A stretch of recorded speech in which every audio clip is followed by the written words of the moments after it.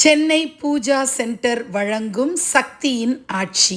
மொத்த பிரபஞ்சமும் அசுரன் மகிஷாசுரனுடைய கொடுங்கோல் ஆட்சியில் நடுங்கிக்கிட்டு இருந்த நேரத்தில் தேவர்களும் முனிவர்களும் அவங்களுடைய சக்திகளை எல்லாம் இழந்து தவிக்கிறாங்க.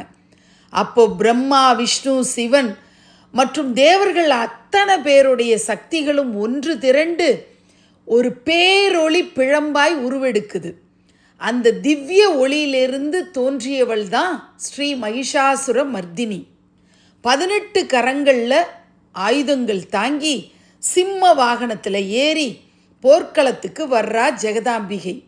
பூமி அதிருது, ஆகாயம் பிளக்குது.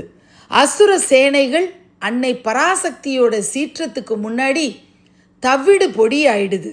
இறுதியில் எருமை வடிவெடுத்து உருமாறி மகிஷாசுரன் வர்றான்.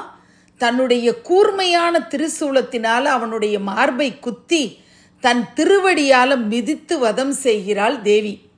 அதர்மம் அழியுது, தர்மம் மீண்டும் நிலைநாட்டப்படுகிறது. துஷ்ட நிக்கிரகம் செய்து உலகை காத்த அகிலாண்ட கோடி பிரம்மாண்ட நாயகி மகிஷாசுர மர்தினியுடைய திருப்பாதம் நாம் பணிவோம். நன்றி.